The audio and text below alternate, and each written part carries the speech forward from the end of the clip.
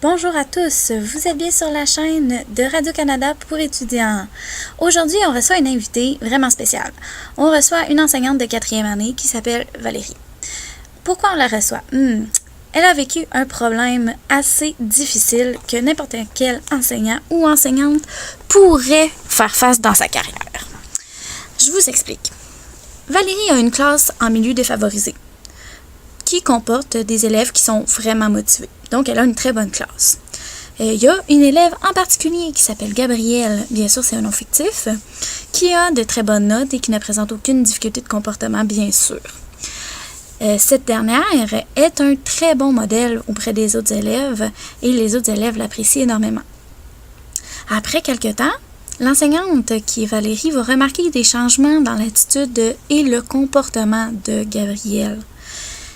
Elle va lui avouer qu'elle a des difficultés à faire face au divorce de ses parents, que c'est pas facile à l'école, puis qu'elle aimerait davantage être avec son père qu'avec sa mère, puisque cette dernière est malade, elle ne se sent vraiment pas bien. Quand elle est chez sa mère, Gabrielle est vraiment plus nerveuse, elle est moins concentrée, plus dans la lune, elle réussit moins bien, et Valérie va le remarquer dans la classe.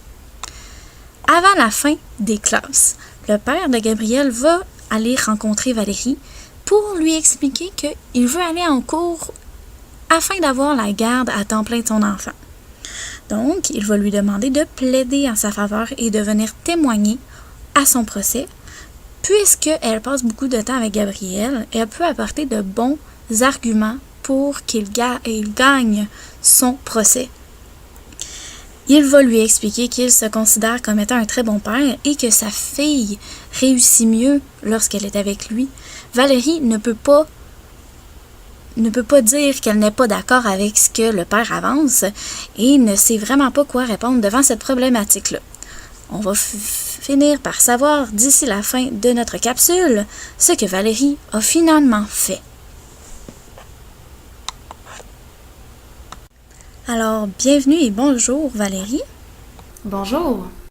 Nous aimerions savoir ce dilemme-là, qu'est-ce qui fait en sorte qu'il est difficile à résoudre? Qu'est-ce qui fait en sorte qu'il vous met en conflit en tant que professionnelle enseignante? Bon, alors moi, quand je me suis mise à réfléchir à ça, il y a vraiment deux côtés de la médaille qui s'opposaient. D'un premier côté, bon, j'ai tout de suite pensé au bien-être de l'enfant. Moi, ça fait partie de mes valeurs. Je veux vraiment que l'enfant puisse se sentir le mieux possible dans le meilleur environnement qui soit.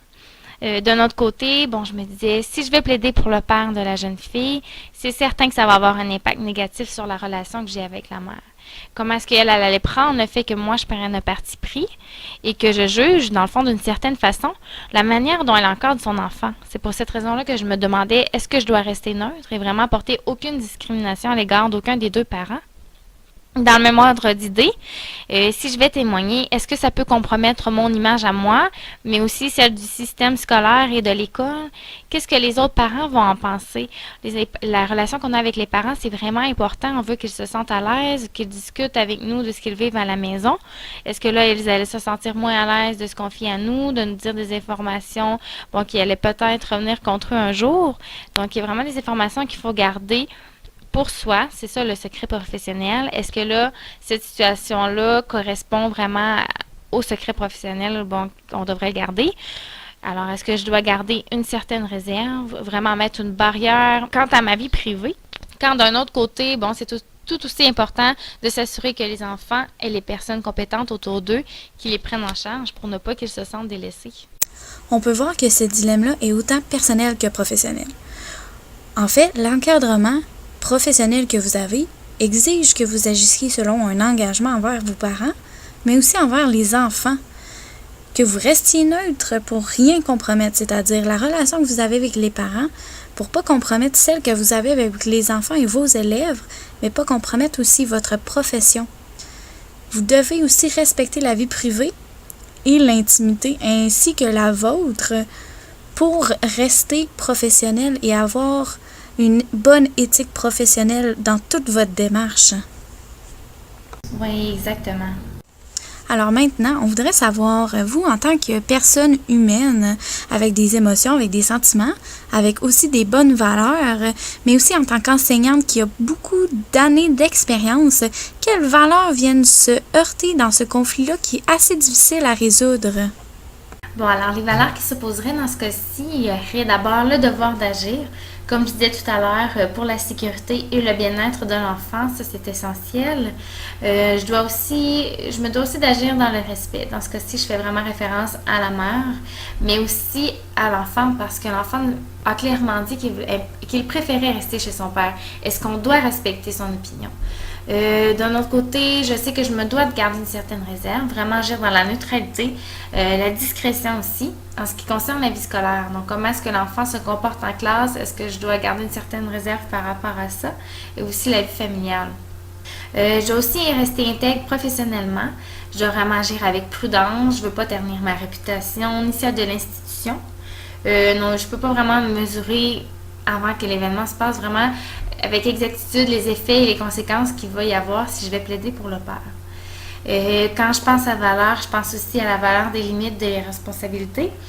Je dois me demander est-ce que je pourrais commettre une erreur professionnelle ou vraiment compromettre l'institution et ma profession du même fait si j'allais plaider pour le père. Également, je dois me garder une certaine distance affective et morale pour conserver une partie de ma vie privée et mon intimité. Et finalement, comme dernière valeur qui s'oppose, je dirais qu'il y aurait l'impartialité qui me pousserait à agir de façon objective en prenant aucun parti, qui s'oppose, comme j'ai dit, à la notion de justice, qui, dans ce cas-ci, me pousserait à aller plaider pour le père parce que, comme le mot dit, je rendrais justice au père qui offre un meilleur encadrement pour son enfant.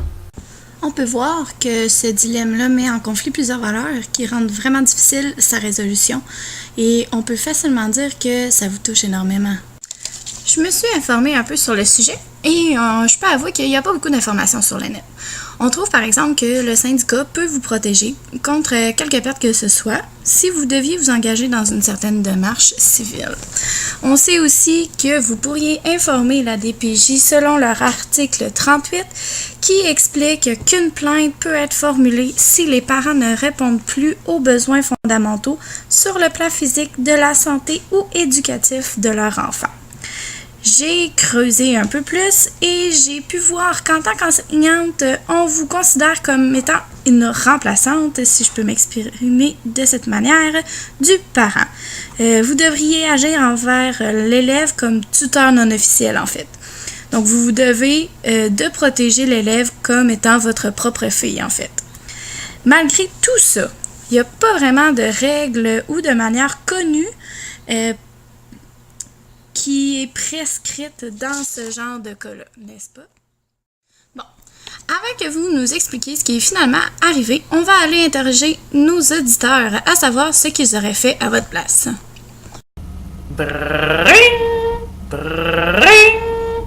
Oui, bonjour, qui parle? Bonjour, moi c'est Ginette. Écoutez ma petite dame, même si vous êtes une enseignante puis que vous êtes supposée protéger vos élèves là, c'est pas de vos affaires de vous mêler du divorce des enfants, même si vous pourriez aider le papa. Fait que moi là, à votre place là, j'y aurais dit non puis je me serais pas mêlée de ça. C'est ben moins compliqué. Oui, bonjour, qui parle? Ouais, bonjour, moi c'est Boris. Moi, je suis pas d'accord avec ce qu'elle a fait, la madame. Valérie, c'est ça? D'après moi, elle a bien fait. Elle a suivi son cœur, puis elle s'est assurée que l'enfant, elle serait dans un bon environnement. Moi, là, à sa place, j'aurais fait pareil. On va prendre un dernier appel. Oui, à qui on parle? Oui, alors moi c'est Pierrette. Oui, moi je suis d'accord avec Ginette. En fait, moi non plus, je serais pas allée plaider parce que, on entend souvent les enseignants sont là pour transmettre les savoirs, transmettre des valeurs aux enfants, des manières de se comporter en société. Puis là, on demande en plus à l'enseignant d'aller dans le quotidien de l'enfant et plaider pour lui, prendre du temps pour aller en cours. Et où la limite? Où est-ce que l'enseignant doit arrêter? Alors, on peut voir que nos éditeurs ont des opinions bien partagées. Maintenant, quelle est la conclusion de cet événement, Valérie? Bon, alors, en guise de conclusion, au grand bonheur de Maurice, on va se dire qu'il avait une bonne intuition. J'ai décidé d'aller plaider en cours pour le père de cette jeune fille pour qu'il obtienne la garde, malgré le fait que j'étais déchirée, je ne savais pas quoi faire. Ce qui est vraiment ressorti le plus, c'était le bien-être et la sécurité de l'enfant. Donc, c'est pour cette raison que j'ai décidé vraiment de suivre mon cœur, comme il l'a dit, et d'aller en cours.